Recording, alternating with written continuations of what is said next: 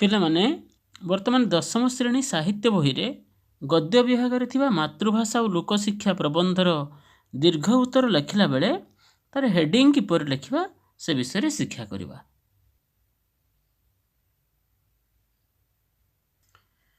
ମାତୃଭାଷା ଓ ଲୋକଶିକ୍ଷା, ଲେଖକ ହେଲେ ଗୋଲକ ବିହାରୀ ଧଳ। ହେଡ଼ିଂ ଲେଖା ଆରମ୍ଭ କରିବା। ବିଂଶ ଶତାବ୍ଦୀର ଯେଉଁ କେତେଜଣ ବିଶିଷ୍ଟ ପ୍ରାବନ୍ଧିକ ନିଜ ନିଜର ଅମର ଲେଖନୀରେ ଓଡ଼ିଆ ଗଦ୍ୟ ସାହିତ୍ୟକୁ ସ୍ୱ କଳା କୌଶଳରେ ରୁଚିକର କରାଇବା ସଙ୍ଗେ ସଙ୍ଗେ ସାହିତ୍ୟର ବାଣୀ ଭଣ୍ଡାରକୁ ସୁସମୃଦ୍ଧ ପରିପୁଷ୍ଟ କରାଇ ଓଡ଼ିଆ ସାହିତ୍ୟ ଆକାଶରେ ଉଜ୍ଜ୍ୱଳ ଜ୍ୟୋତିଷ୍କ ରୂପରେ ପ୍ରତିଭାତ ହୋଇଛନ୍ତି, ସେହି ଯୁଗଜନ୍ମା ଅମର ସାହିତ୍ୟିକମାନଙ୍କ ମଧ୍ୟରେ ପ୍ରାବନ୍ଧିକ ଗୋଲକ ବିହାରୀ ଧଳ ଏକ ବିଶିଷ୍ଟ ସ୍ଥାନ ଅଧିକାର କରିଛନ୍ତି।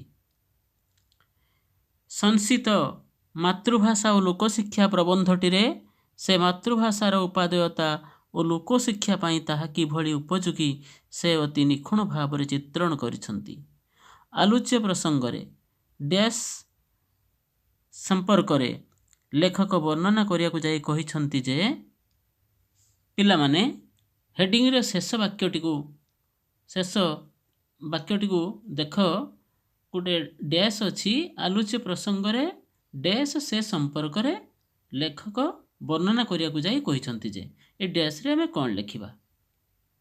ଏଠି କେତୋଟି ଦୀର୍ଘ ଉତ୍ତରମୂଳକ ପ୍ରଶ୍ନ ଦିଆଯାଇଛି। ଦେଖ, ପ୍ରଥମ ପ୍ରଶ୍ନଟି, ମାତୃଭାଷା ହିଁ ଦେଶ ଓ ଜାତିର ପ୍ରଗତିର ପରିଚାୟକ, ଆଲୋଚନା କର। ଅଣ୍ଡରଲାଇନ୍ଟି କେତେ କରାହେଇଛି ନା, ମାତୃଭାଷା ହିଁ ଦେଶ ଓ ଜାତିର ପ୍ରଗତିର ପରିଚାୟକ। ଏଇ ଅଣ୍ଡରଲାଇନ୍ଟି ୱାର୍ଡ଼ ଗୁଡ଼ିକୁ ନେଇ ଆମେ କ'ଣ କରିବା ନା, ଆଲୋଚ୍ୟ ପ୍ରସଙ୍ଗରେ ଯେଉଁ ଡ୍ୟାସ୍ ଅଛି ସେ ଡ୍ୟାସ୍ରେ ଲେଖିବା। ତାହେଲେ କ'ଣ ଲେଖିବା ନା, ଆଲୋଚ୍ୟ ପ୍ରସଙ୍ଗରେ ମାତୃଭାଷା ହିଁ ଦେଶ ଓ ଜାତିର ପ୍ରଗତିର ପରିଚାୟକ ସେ ସମ୍ପର୍କରେ ଲେଖକ ବର୍ଣ୍ଣନା କରିବାକୁ ଯାଇ କହିଛନ୍ତି ଯେ, ତାପରେ ବିଷୟବସ୍ତୁ ଆଲୋଚନା କରିବା। ବୁଝିହେଲା? ଦ୍ୱିତୀୟ ପ୍ରଶ୍ନ ଦେଖ, ମାତୃଭାଷା ପ୍ରତି ଓଡ଼ିଆମାନଙ୍କଠାରେ ଯେଉଁ ଉଦାସୀନତା ପରିଲକ୍ଷିତ ହୁଏ ତାହା ଦୂରୀକରଣ କିପରି କରାଯାଇପାରିବ ଲେଖ। ତାହେଲେ ଯେତିକି ଅଣ୍ଡରଲାଇନ୍ ହେଇଛି ସେତିକି ଆମେ ସେଠି ଲେଖିବା। କ'ଣ ଲେଖିବା ନା, ଆଲୋଚ୍ୟ ପ୍ରସଙ୍ଗରେ ମାତୃଭାଷା ପ୍ରତି ଓଡ଼ିଆମାନଙ୍କଠାରେ ଯେଉଁ ଉଦାସୀନତା ପରିଲକ୍ଷିତ ହୁଏ ତାହା ଦୂରୀକରଣ କିପରି କରାଯାଇପାରିବ ସେ ସମ୍ପର୍କରେ ଲେଖକ ବର୍ଣ୍ଣନା କରିବାକୁ ଯାଇ କହିଛନ୍ତି ଯେ, ତାପରେ ବିଷୟବସ୍ତୁ। ତୃତୀୟ ପ୍ରଶ୍ନ ଦେଖ, ମାତୃଭାଷାର ପ୍ରସାର ପାଇଁ ପ୍ରାବନ୍ଧିକ ଯେଉଁ ଚିନ୍ତନ ପ୍ରୟାସ କରିଛନ୍ତି ତାହା ପଠିତ ପ୍ରବନ୍ଧକୁ ଭିତ୍ତି କରି ବିଶ୍ଳେଷଣ କର। ଏଠି ଯେତିକି ଅଣ୍ଡରଲାଇନ୍ ହେଇଛି ସେତିକି ଆମେ ନେଇକି ସେଠି ଲେଖିବା। ତାହେଲେ ଆଲୋଚ୍ୟ ପ୍ରସଙ୍ଗରେ ମାତୃଭାଷାର ପ୍ରସାର ପାଇଁ ପ୍ରାବନ୍ଧିକ ଯେଉଁ ଚିନ୍ତନ ପ୍ରୟାସ କରିଛନ୍ତି ସେ ସମ୍ପର୍କରେ